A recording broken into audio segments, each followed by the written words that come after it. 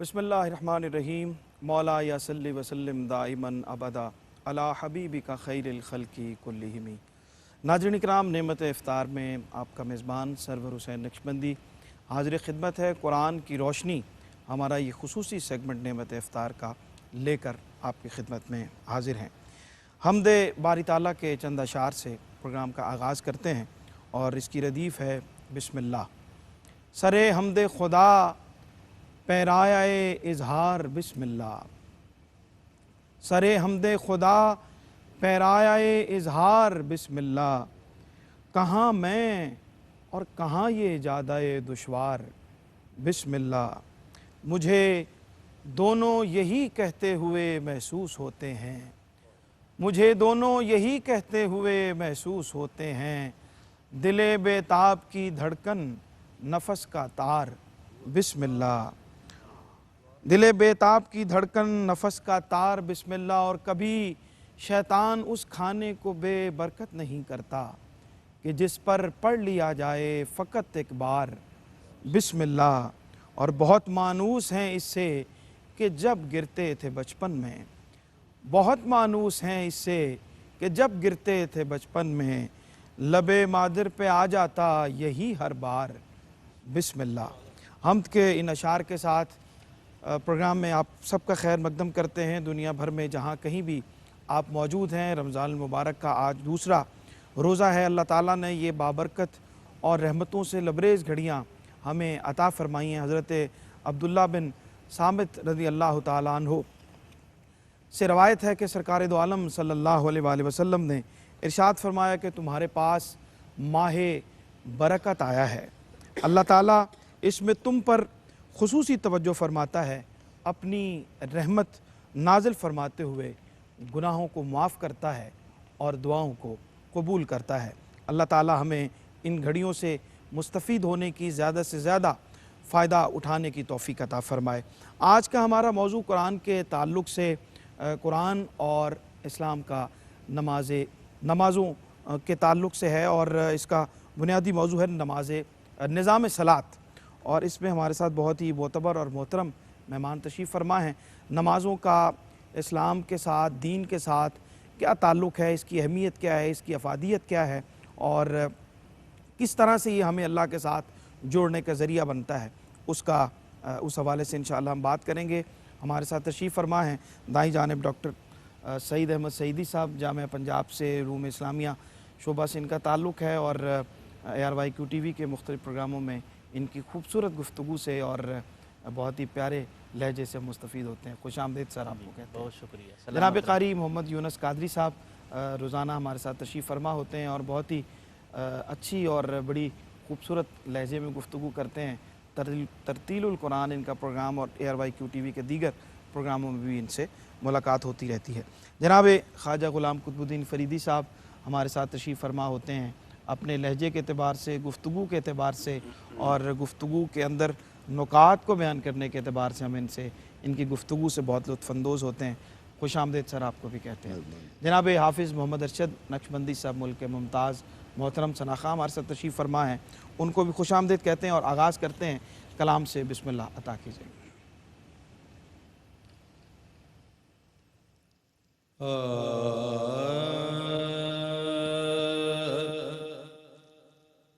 मेहमान ला मकान के कुर्बान जाइए। मेहमान ला मकान के कुर्बान जाइए। मेहमान ला मकान के कुर्बान जाइए। सरकारे दो जहान के कुर्बान जाइए। सरकार दो जहान के कुर्बान जाइए। देखा बचश्म सर गए खुदा کو جو آپ نے دیکھا بچشم سرگ خدا کو جو آپ نے، اللہ رے ایسی شان کے قربان جائیے، اللہ رے ایسی شان کے قربان جائیے۔ منظارہ قبری کہہ کے شفاعت جو دان کی، منظارہ قبری کہہ کے شفاعت جو دان کی، آقا کے ایسے دان پہ قربان جائیے، آقا کے ایسے دان پہ قربان جائیے۔ زہرا علی و زینب و حسنین جس میں ہیں،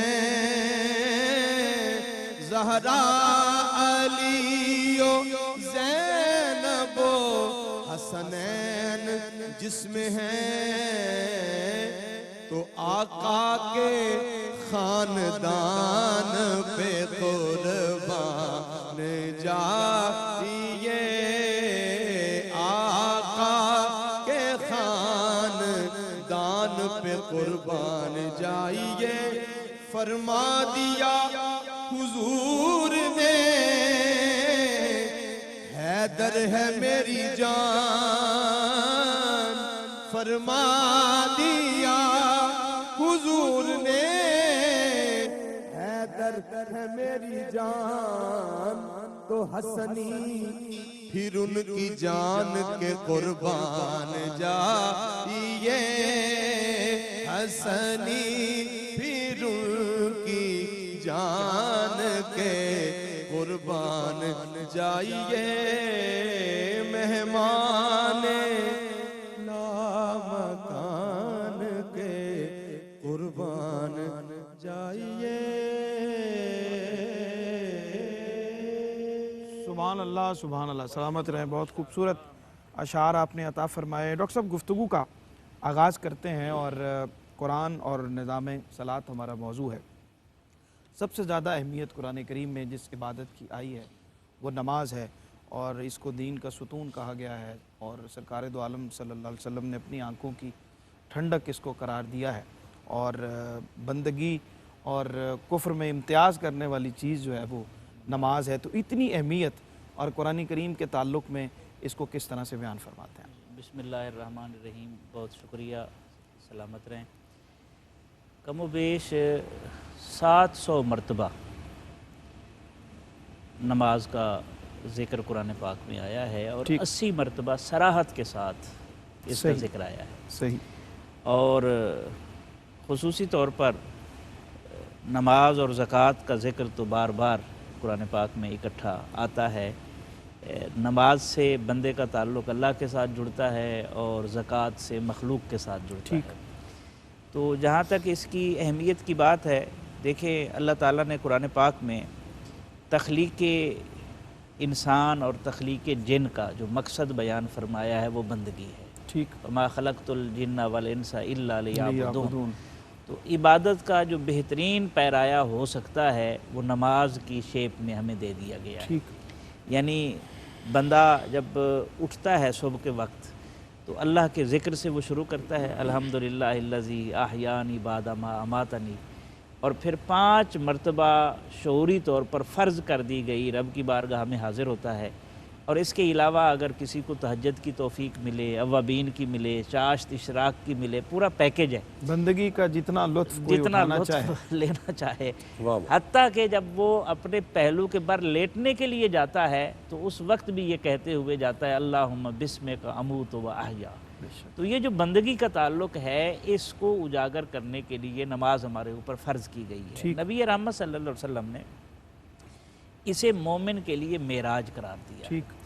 اور یہ دوہری معراج ہے مومن کے لیے کہ اللہ کی بارگاہ میں بھی حاضری ہے اس کی، التحیات للہ والصلوات والطیبات، اور اللہ کے حبیب علیہ السلام کی بارگاہ میں بھی حاضری ہے جب وہ السلام علیکہ ایھا النبی ورحمۃ اللہ وبرکاتہ کہتا ہے۔ ٹھیک، تو اس میں امام غزالی نے تو یہاں پر لکھا کہ جب نمازی اس مقام پر پہنچے وَأَحْضِرْ فِي قَلْبِكَ النَّبِيَّ وَشَخْصَهُ الْكَرِيمَ فَقُلْ السَّلَامُ عَلَيْكَ أَيُّهَا النَّبِيُّ وَرَحْمَةُ اللَّهِ وَبَرَكَاتُهُ، اپنے آپ کو محسوس کرے شعوری طور پر کہ وہ رسول اللہ صلی اللہ علیہ وسلم کی بارگاہ میں حاضر ہے اور ان کی بارگاہ میں سلام نیاز پیش کر رہا ہے۔ بالکل ٹھیک ہے۔ خواجہ صاحب آپ کی خدمت میں حاضر ہو رہے ہیں۔ ڈاکٹر صاحب نے بہت بنیادی باتیں جو تھیں وہ موضوع کے حوالے سے ارشاد فرمائی ہیں۔ آپ اس کو کچھ کنٹینیو کرتے ہوئے اقامت صلاۃ سے کیا مراد ہے اور اس کا مقصد کیا ہے، قرآن کریم کا اس کے اوپر اس حد تک زور دینا اور 5 وقت حاضری کے لیے بلانا بندے کو، اس کو کچھ فرمائیے، عطا فرمائیے۔ بسم اللہ الرحمن الرحیم۔ شکریہ سرور صاحب۔ کائنات کی جب تخلیق ہوئی تو اس طرح سے ہوئی کہ رب کائنات نے فرمایا کنت کنزا مخفیا فاحببت ان اعرف، سبحان اللہ۔ میں ایک مخفی خزانہ تھا اور مجھے محبت ہو گئی۔ تو اولین چیز جو ہے جو جس کو کائنات نے، اللہ رب کائنات نے بنایا، وہ تھی محبت۔ وہ محبت ہر رکن اسلام کے ہر رکن میں موجود ہے۔ ٹھیک، اگر کسی کو کسی سے محبت ہے اور وہ روزانہ اس کی گلی میں جاتا ہے تو اس کی شہرت ہو جائے گی، یار اس کو تو اتنی محبت ہے کہ روزانہ اس کی گلی میں جاتا ہے۔ ٹھیک، جو ایک دفعہ اپنے محبوب کی گلی میں جاتا ہے اس کی تو شہرت ہو جائے گی کہ اسے بڑی محبت ہے، اور جو 5 مرتبہ اس کے حضور حاضری دے کیا کہنے، تو یہ بھی تو محبت ہے۔ تو اسلام نماز اصل میں محبت کا نام ہے۔ ٹھیک، حضور سرور عالم صلی اللہ علیہ وسلم نے فرمایا مجھے تمہاری دنیا سے، یہ نہیں فرمایا میری دنیا سے، فرمایا من دنیاکم حبب الی من دنیاکم ثلاث، مجھے تمہاری دنیا سے 3 چیزیں پسند ہیں، الطیب والنساء وقرۃ عینی فی الصلاۃ، خوشبو اور عورتیں اور میری آنکھوں کی ٹھنڈک نماز میں۔ ٹھیک، تو اس کا ایک معنی تو یہ ہے کہ نماز میں آنکھوں کی ٹھنڈک ہے، ایک معنی یہ ہے کہ کیونکہ بیٹی جو ہوتی ہے وہ قرۃ العین ہوتی ہے، سبحان آنکھ کی اللہ، ٹھنڈک سبحان ہوتی ہے، کہ میری آنکھ کی ٹھنڈک جب نماز پڑھ رہی ہوتی ہے تو مجھے بڑی پیاری لگتی ہے۔ سبحان اللہ۔ تو حضور سرور عالم صلی اللہ علیہ وسلم کو یہ چیز جو ہے وہ بہت پسند تھی، اور حضور سرور عالم صلی اللہ علیہ وسلم نے تو اس کی اس قدر اس پہ مواظبت فرمائی، پابندی فرمائی کہ ساری رات قیام فرما دیا، اللہ اکبر۔ حتیٰ تورمت قدمہ، حضور کے قدم مبارک متورم ہو جاتے تھے، اور حضور مولا کائنات کرم اللہ تعالی وجہ الکریم کی نماز میں انہماک کا یہ عالم ہوتا تھا کہ اگر تیر پیوست ہو گیا ہے پنڈلی میں تو اس کو نکالنے کے لیے آپ نے فرمایا ابھی نہ نکالو، مجھے تکلیف ہوگی، اللہ میں جب اکبر۔ نماز میں کھڑا ہوں گا تو اس وقت نکال لینا، کیونکہ اس وقت اور کوئی تکلیف کا احساس ہی نہیں ہوتا۔ وہ اس قدر اس بارگاہ میں حاضر ہوتے ہیں محبت۔ تو نماز کا مقصد یہی ہے کہ آپ کا حضور اس طرح سے ہو، مکمل طور پر اس کی بارگاہ میں اپنے آپ کو حاضر کریں اور دوسری دنیا کے ہر ایک چیز کو بلا دیں۔ بالکل ٹھیک۔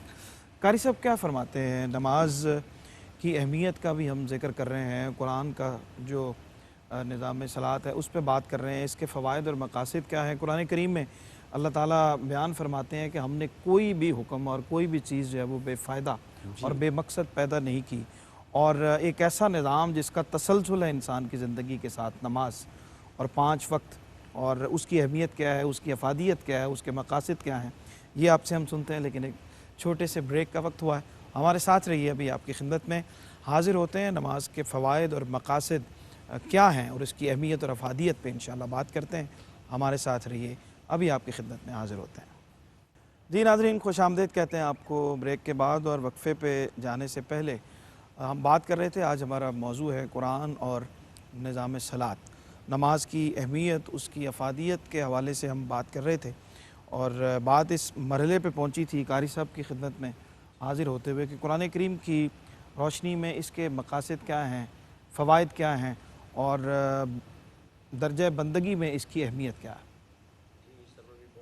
ماشاءاللہ، سب سے پہلے تو حسب روایت آپ کے اشعار بہت خوبصورت تھے، اللہ آپ کو اور برکت عطا فرمائے۔ نماز کے حوالے سے ارکان اسلام جو ہیں شہادت توحید و رسالت کے بعد جس پر سب سے زیادہ زور دیا گیا ہے وہ نماز ہے. ٹھیک. جس طرح حضور قبلہ ڈاکٹر صاحب نے بیان فرمایا، شاہ رفیع الدین دہلوی فرماتے ہیں کہ 700 مرتبہ صراحتاً اور اشارتاً اس کا ذکر ہے قرآن پاک کے اندر. اللہ اکبر. پھر آپ دیکھیں کہیں رب کائنات سورہ بقرہ میں فرماتا ہے اقیموا الصلاۃ وآتوا الزکاۃ وارکعوا مع الراکعین، نماز قائم کرو، زکوٰۃ ادا کرو اور رکوع کرنے والوں کے ساتھ رکوع کرو. کہیں فرمایا واقیم الصلاۃ لذکری، اور میری یاد کے لیے نماز ادا کرو. اللہ اکبر. کہیں فرمایا وکان یأمر اہلہ بالصلاۃ والزکاۃ، فرمایا وہ اپنے اہل کو نماز کی اور زکوٰۃ کا حکم دیتے ہیں. کہیں فرمایا ان الصلاۃ کانت علی المؤمنین کتابا موقوتا. رب کائنات نے بہت سی جگہوں پہ قرآن پاک کے اندر نماز کی بابت حکم دیا ہے.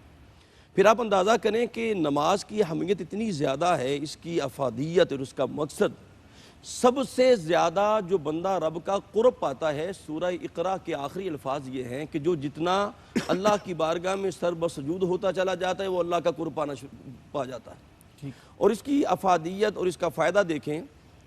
کریم آقا علیہ السلام نے ایک بڑی خوبصورت حدیث پاک بیان فرمائی. سیدنا عیسیٰ علیہ السلام دریا کے کنارے پہ بیٹھے ہوئے ہیں اور آپ نے ایک بڑا ایک عجیب منظر دیکھا کہ ایک بڑا خوبصورت نورانی چمکدار پرندہ ہے، وہ کیچڑ میں جاتا ہے، لتڑ جاتا ہے اور پھر دوبارہ دریا میں غوطہ زن ہوتا ہے تو چمکدار ہو کے پھر باہر آ جاتا ہے. سبحان اللہ سبحان اللہ. پھر وہ دوبارہ کیچڑ میں جاتا ہے، لتڑ جاتا ہے، پھر دریا میں غوطہ زن ہوتا ہے تو چمکدار ہو کے باہر آ جاتا ہے.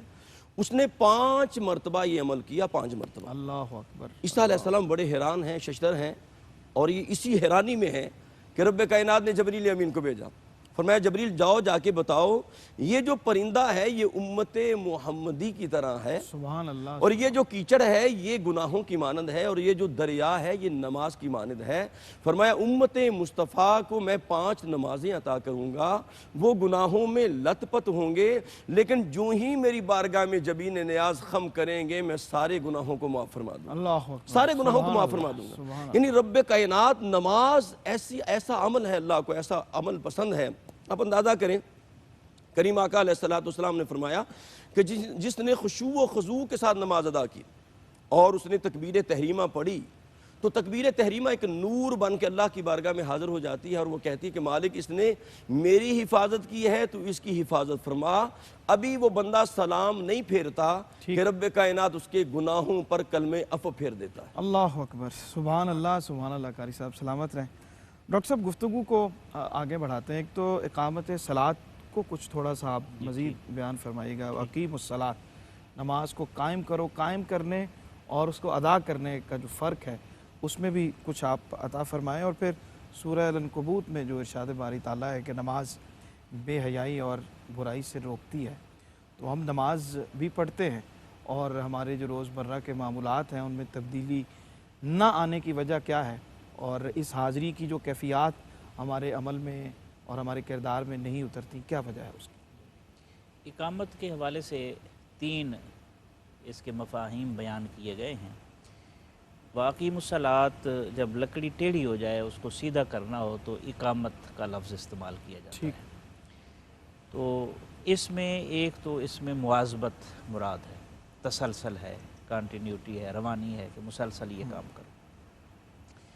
دوسرا اقیم الصلاۃ کے اندر جو لفظ اقامت ہے اس سے مراد نماز اپنی ظاہری اور باطنی شرائط کے ساتھ ادا ہونی چاہیے.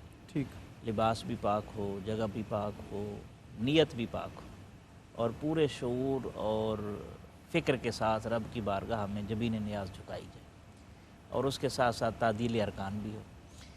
تیسرا اقیم الصلاۃ سے مراد یہ ہے کہ نماز کو قائم کرنا کیا ہے.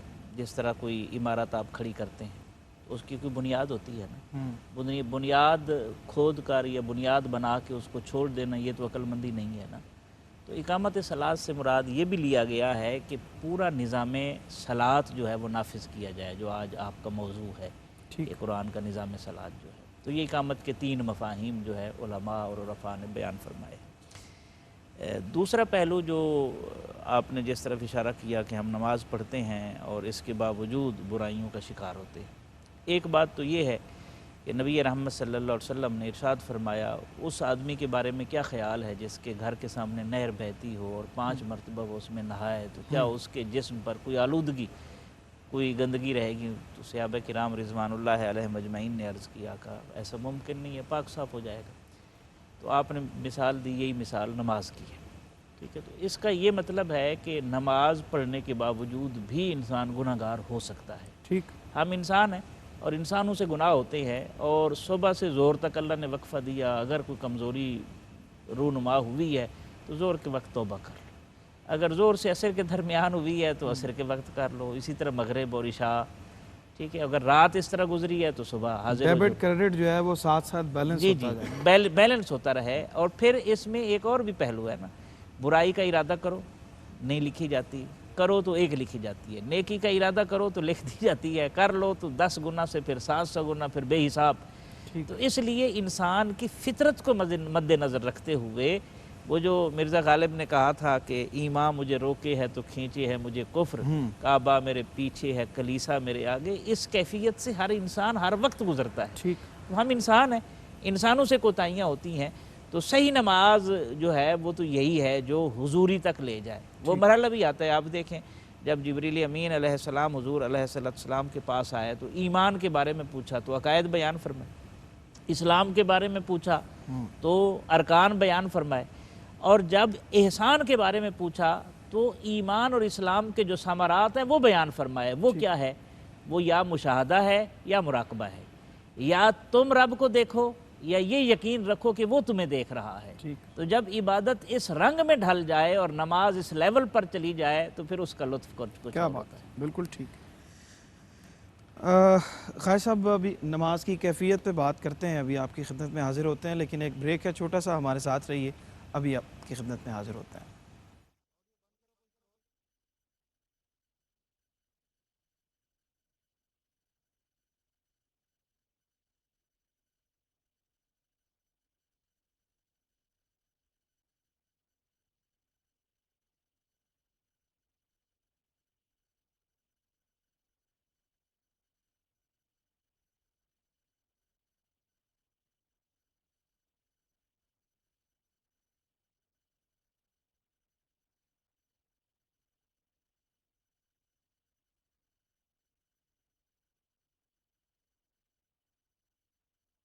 خوش آمدید کہتے ہیں آپ کو بریک کے بعد. اور خواجہ صاحب آپ کی خدمت میں حاضر ہوتے ہوئے نماز کی کیفیت میں چاہتا ہوں کہ آپ سے ذرا ہم بات کریں اور آپ اس کو کھولیں کہ کیفیت یقیناً اس کے مقاصد میں سے ہے کہ آپ کی اللہ کے حضور قرب کی کیفیات میں اضافہ ہو، اس کی بندگی اور سوز و گداز اور دل میں جو کیفیات ہیں وہ کیسے پیدا ہو سکتی ہیں، اس کے لیے کوئی نسخہ آپ عطا فرمائیں. جی جناب والا، نماز کے بارے میں یہ حکم ہے کہ الصلاۃ معراج المومنین، سبحان اللہ. نماز مومنین کی معراج ہے. اور معراج کس کو کہتے ہیں؟ محب اور محبوب کے ملنے کو کہتے ہیں. تو نماز تو وہی ہوگی جس میں حضور ہو، ٹھیک، اور اس سے ملاقات ہو جس کی آپ نماز پڑھ رہے ہیں. اور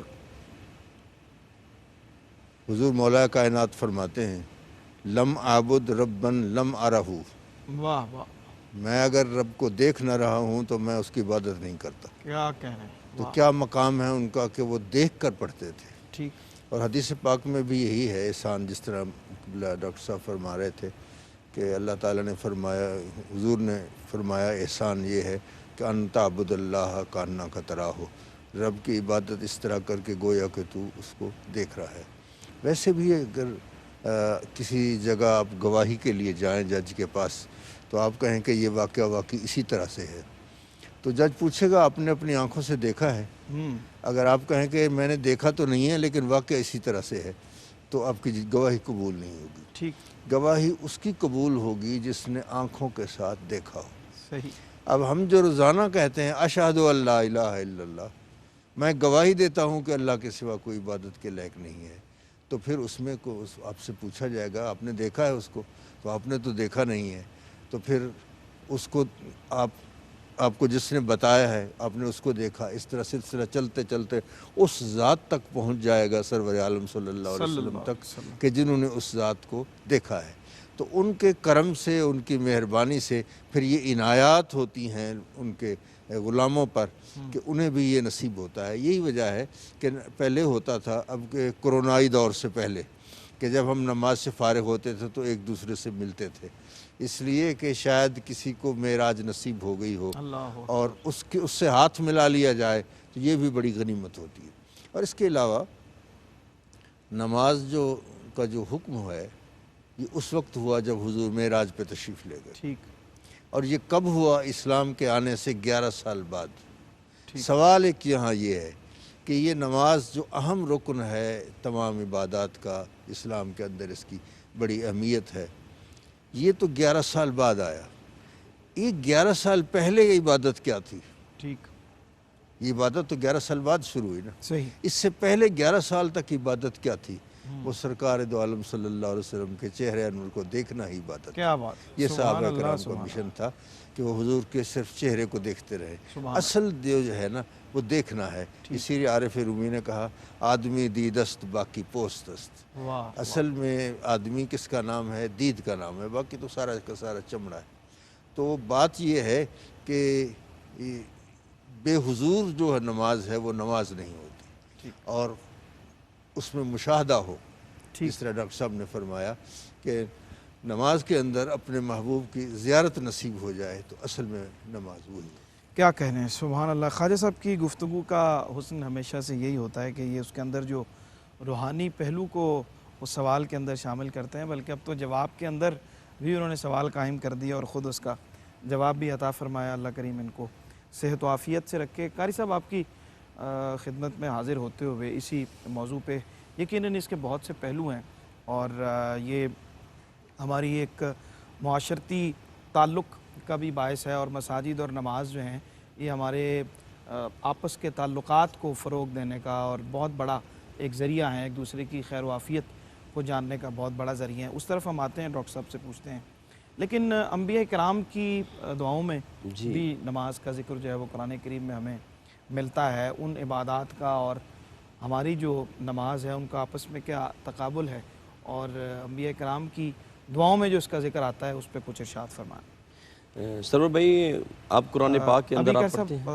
ایک چھوٹا سا بریک آن پہنچا ہے، اور یقیناً ٹرانسمیشن جب ہوتی ہے تو اس میں اچانک کوئی ایسا ضرور معاملہ آ جاتا ہے کہ ہمیں بریک پہ جانا پڑتا ہے۔ ابھی آپ کی خدمت میں حاضر ہوتے ہیں اور پھر گفتگو کا سلسلہ یہیں سے جوڑتے ہیں۔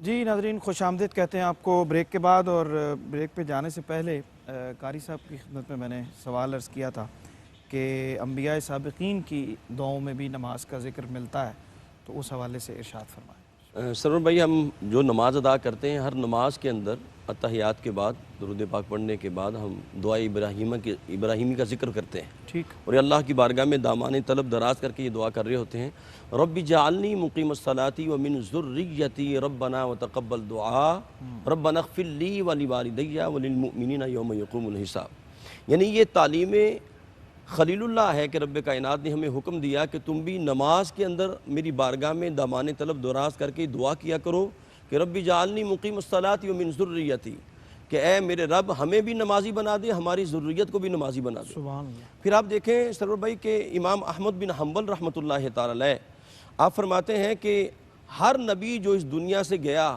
تو اس کے لبوں پہ جو آخری الفاظ تھے وہ یہی تھے، الصلاۃ الصلاۃ الصلاۃ، نماز قائم کرو، نماز قائم کرو۔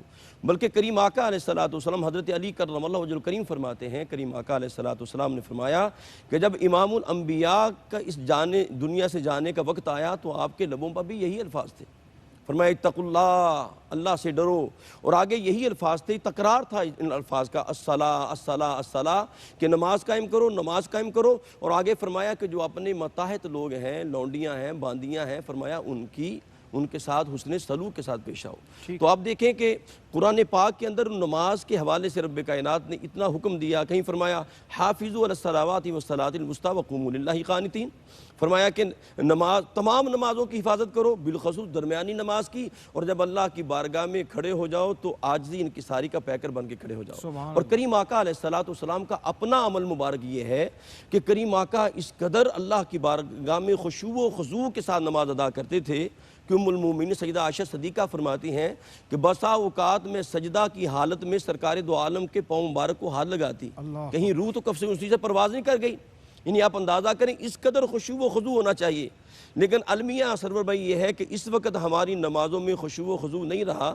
اور آخری بات میں عرض کروں، کریم آقا علیہ السلام نے فرمایا یأتی علی الناس زمان یصلون ولا یصلون، فرمایا لوگوں پر ایک ایسا زمانہ آنے والا ہے کہ وہ نماز پڑھیں گے لیکن نمازی نہیں ہوں گے، یعنی خشوع و خضوع نہیں ہوگا۔ اللہ اکبر، بہت اہم موضوع ہے اور اس پہ ہماری گفتگو جاری و ساری ہے، اور پروگرام میں کلام شامل کرتے ہیں۔ جناب حافظ محمد ارشد نقشبندی صاحب تشریف فرما ہیں، عطا فرمائیے۔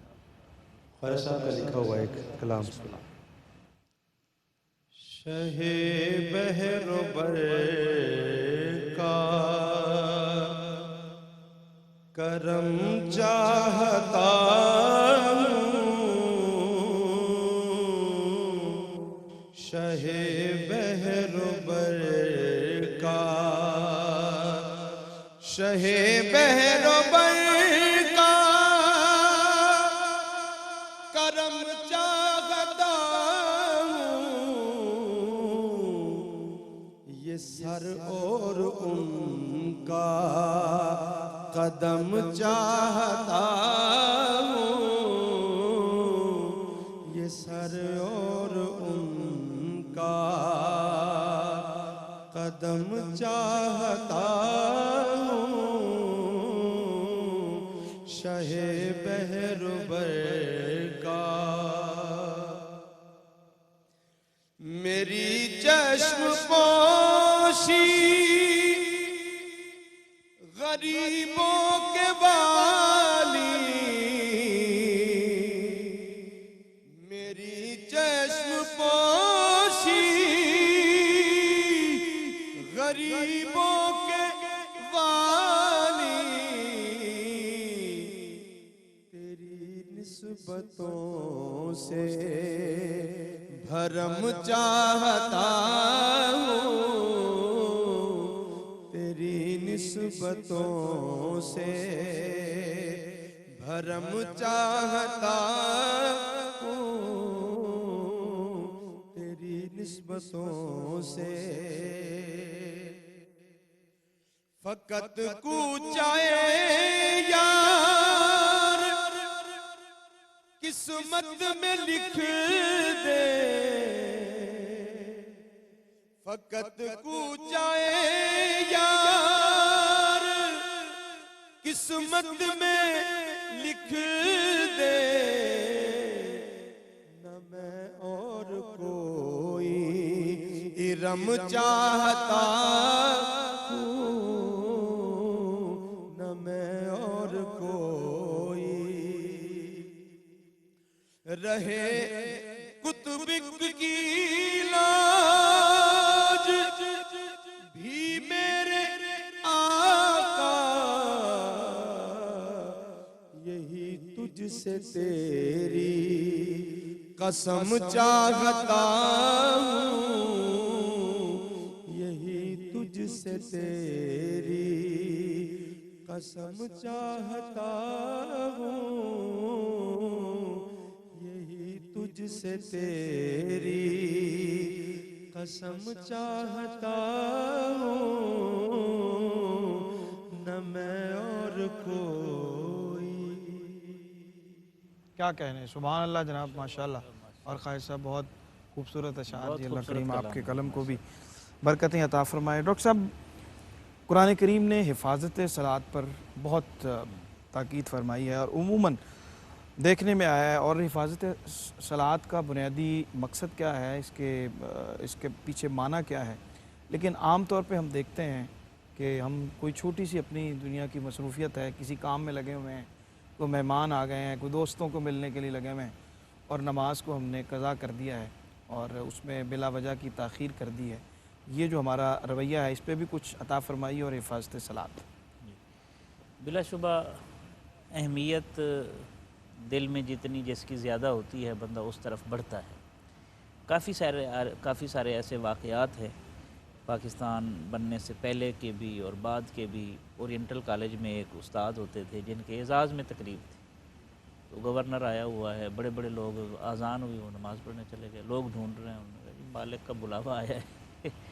اس لیے جس کی اہمیت زیادہ ہوتی ہے تو ہمیں اس کی اہمیت اپنے دلوں میں پیدا کرنی چاہیے، روٹین بنانی چاہیے۔ اور ویسے بھی منافق کی یہ علامت ہے کہ وہ ڈیلے کرتا رہتا ہے، جب آخری وقت پہنچتا ہے تو پھر وہ جلدی اس کو اپنے سر سے اتارنے کی کوشش کرتا ہے، تو ایسا نہیں ہونا چاہیے، یہ منافقت کی طرف اس کی ایک علامت آ جاتی ہے۔ میں یہاں پر جو ہے حفاظت صلات کے حوالے سے دیکھیں، نماز کے جو فوائد ہیں اگر وہ پیش نظر آ جائیں تو میرے خیال میں حفاظت صلات کی طرف بڑھنا زیادہ آسان ہو جائے گا۔ مثلا ایک تو اس کا جسمانی فائدہ ہے، آج کل ہر چیز کا فائدہ دیکھ کر آگے بڑھا جاتا ہے، گو ہم اس لیے نماز نہیں پڑھتے نا، اس لیے پڑھنی چاہیے، رب نے جو بھی کام دیا ہے اس میں ہمارا فائدہ ہی ہوگا، لیکن جو ایکسپرٹس نے ہمیں حکم سمجھتے ہوئے پڑھنی چاہیے۔ تو پہلا فائدہ تو جسمانی فائدہ ہے۔ جسمانی فائدہ یہ ہے کہ آپ دیکھیں جو 3 نمازیں ہیں، فجر ہے اور مغرب ہے اور عصر ہے، یہ مختصر ترین نمازیں ہیں۔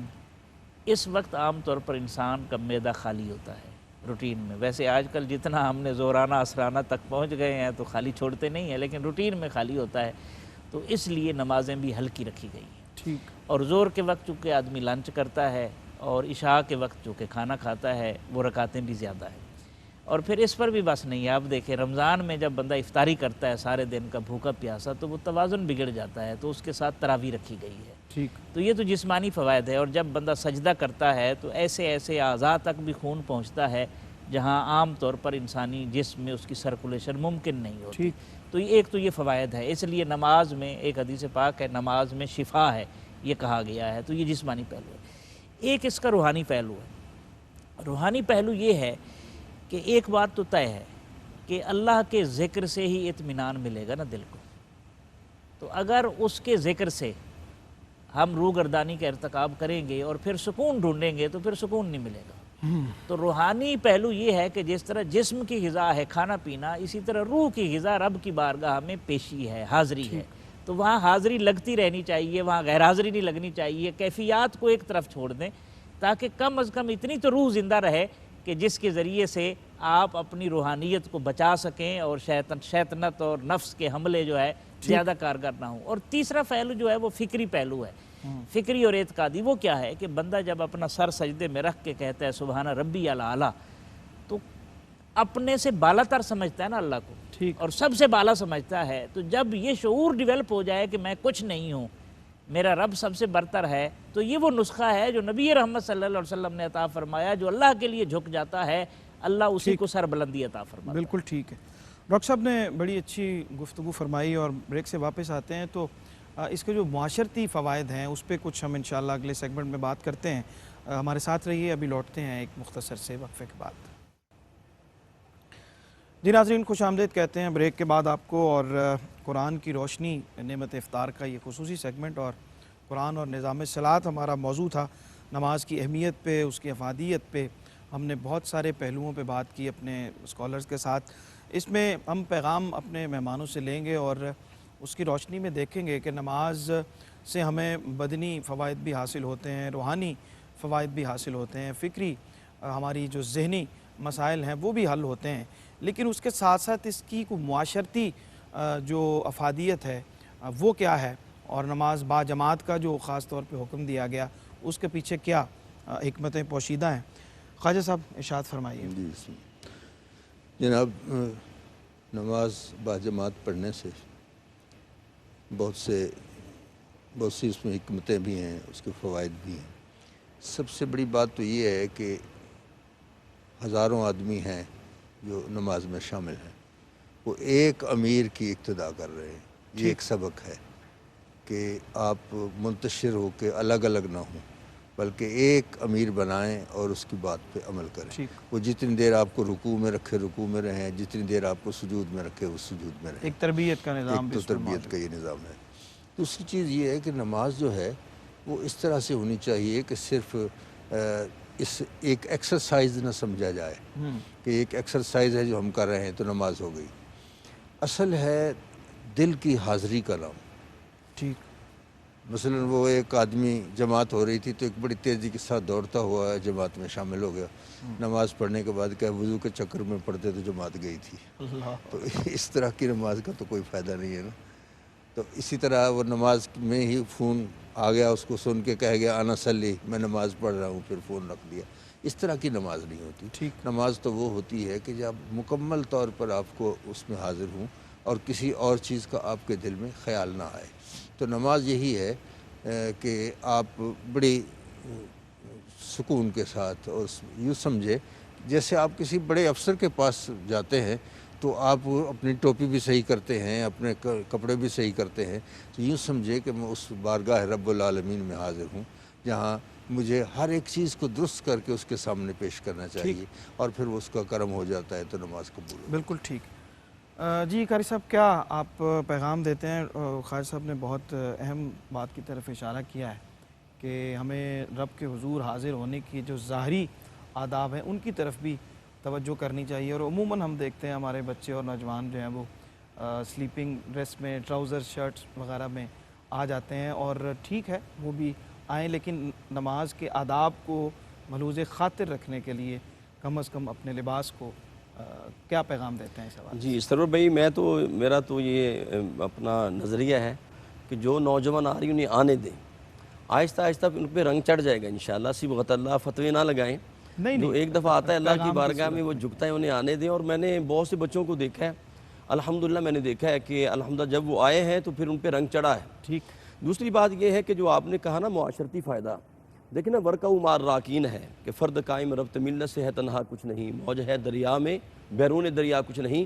دیکھیں رب کائنات نے جو حالانکہ بندگی خدا کی ہے لیکن فرمایا ورکعوا مع الراکعین، بندگی ہے لیکن میرے بندوں کے ساتھ کرو. ٹھیک. اچھا اس میں فائدہ کیا ہے؟ فرمایا ید اللہ علی الجماع. اچھا قرآن کا اسلوب دیکھیں، دین کا مزاج دیکھیں منشاء الوہی دیکھیں تو جگہ جگہ یہی نظر آتا ہے توبوا الی اللہ جمیعا. فرمایا معافی مانگنے تو مل کے اللہ سے معافی مانگو. اس سے یہ ہوتا ہے کہ بندے کو بندوں کی آگہی ملتی ہے کہ کوئی مصیبت میں تو نہیں ہے، کوئی مشکل میں تو نہیں ہے. تو اس کا اصل مدعا یہ ہے کہ بندوں سے ربط قائم ہوتا ہے.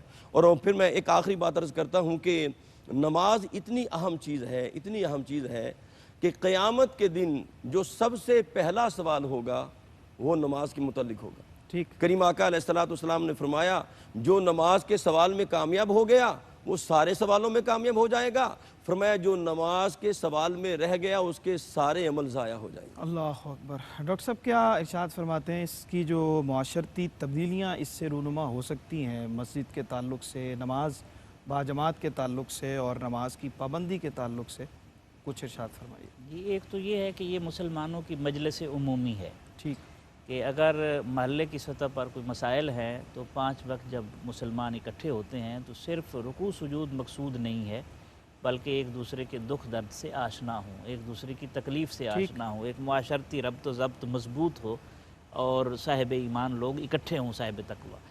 پھر اگر وہ 5 وقت میں بھی آپ کا مسئلہ حل نہیں ہوا تو پھر جمعہ رکھا گیا ہے، اور جمعہ پر بھی نہیں ہوا تو پھر عیدین رکھے گئے ہیں. یہ قومی سطح پر ہے. اور اگر پھر بھی قومی سطح پر آپ کا مسئلہ نہیں حل ہوا تو پھر حج رکھا گیا ہے بین الاقوامی سطح پر. تو اس لیے یہ سارے کا سارا نظم ہے جو ایک لڑی میں امت مسلمہ کو پرو دیتا ہے. تو اسی کو پیش نظر رکھتے ہوئے نماز پڑھ کر اگر فرقہ واریت پھیلانی ہے تو اسلام اس کی اجازت نہیں دیتا ہے. ایسی نمازیں جو ہیں وہ پھر منہ پر مار دی. بالکل ٹھیک. بہت شکریہ ڈاکٹر سعید احمد سعیدی صاحب آپ کی تشریف آوری کا. جناب قاری محمد یونس قادری صاحب آپ کا بہت شکریہ. جناب خواجہ غلام قطب الدین فریدی صاحب آپ کا بہت شکریہ.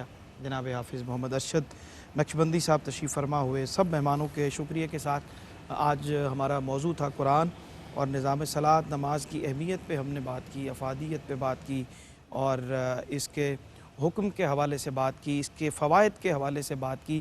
اور ڈاکٹر صاحب نے اور دیگر ہمارے مہمانوں نے بہت بنیادی باتیں اس حوالے سے हमें समझाई और की कि हमें नमाज के जो बदनी फ़वाइद हैं वो भी उससे हासिल होते हैं, और उससे जो हमारे ज़हनी मसाइल हैं, सुकून की तलाश में इंसान होता है तो रब के हुज़ूर सजदा रेज़ होकर जो सुकून मिल सकता है, उससे बढ़कर और कैफ़ियत जो है वो कैसे नसीब हो सकती है, वो भी अपनी जगह पे मौजूद है। लेकिन असल बात यह है कि हमें इसको अपने खालिक व मालिक का हुक्म समझते हुए इसको अदा करना चाहिए। इसकी कैफ़ियत को हासिल करने की कोशिश भी करनी चाहिए, लेकिन सबसे पहला मरहला उसके हुक्म की बजावरी का है, उसमें हमें ताख़ीर नहीं करनी चाहिए। और हमें दुनिया के दीगर जितने भी काम हम कर रहे हैं, कारोबार कर रहे हैं, दोस्त अहबाब से मिल रहे हैं, या कोई भी हमारी मशगूलियत किसी दुनियावी काम में है, और जब अल्लाह का बुलावा आए तो हमें दौड़ कर उसकी तरफ जाना चाहिए, उसकी अहमियत को समझते हुए कि हमें खालिक व मालिक की तरफ से बुलावा आया है। जब हम उसके हुजूर दौड़ते हुए आएंगे तो उसकी रहमतें भी इंशाअल्लाह दौड़ती हुई हमारी तरफ आएंगी, उसका फ़ज़ल और के साए में इंशाअल्लाह हमें जगह मिलेगी। तो ये तमाम बातें अपनी जगह पे मौजूद हैं। अल्लाह हमें अपनी नमाज़ों की हिफाजत करने की और ताल्लुक़ बंदगी के इस अहम तरीन मौजू को अपनी कैफ़ियत का, अपने किरदार का हिस्सा बनाने की तौफ़ीक़ अता फ़रमाए। रमज़ान मुबारक में मदीना मुनव्वरा में शाकान रसूल हाज़िर होते हैं, वहाँ पे सजदा रेज़ी की जो कैफ़ियत होती है उसमें शामिल होते हैं। उस पे अशार मैं पेश करके आपसे इजाज़त तलब करूँगा, और इसी के साथ हम मुत्तसिल हो जाएंगे अपने कराची स्टूडियोज़ से। नेमत इफ्तार की ट्रांसमिशन कराची से जारी रहेंगी। सैयद सलमान गुल आपको ज्वाइन करेंगे और हमारे बहुत खूबसूरत जो प्रोग्राम हैं कराची स्टूडियोज़ से जारी रहेंगे, इस दुआ के साथ कि अल्लाह हमें हरमैन शरीफ़ैन के सफ़र की तौफ़ीक़ अता फ़रमाए। ये वबा की वजह से जो दूरियां हैं उनको अल्लाह दूर फरमाए, और रूहानी तौर पर हम ख़ुद को वही महसूस करते हैं कि बख्शिशो मग़फ़िरत के सफ़ीने में हूँ, मैं मदीने में हूँ। बख्शिशो मग़फ़िरत के सफ़ीने में हूँ, मैं मदीने में हूँ। हक़ ताला की रहमत के ज़ीने में हूँ, मैं मदीने में हूँ।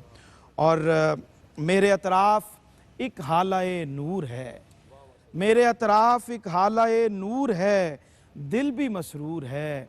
आज अर्शे तख़य्युल के ज़ीने में हूँ, मैं मदीने में हूँ। ज़िंदगी है यहाँ एक तहज़ीब में, एक तरतीब में, हर नफस कह रहा है करीने में हूँ, मैं मदीने में हूँ। और मार डाला था तूने मुझे जीते जी मेरी बेचारगी, मार डाला था तूने मुझे जीते जी मेरी बेचारगी। देख ले अब मैं मसरूफ़ जीने में हूँ, मैं मदीने में हूँ। देख ले अब मैं मसरूफ़ जीने में हूँ, मैं मदीने में हूँ। मुझ पे सरवर इनायत की बरसात है, नात ही नात है। मदहे खैरुल वरा के शबीने में हूँ, मैं मदीने में हूँ। इजाज़त दीजिए, अल्लाह ने के बाद।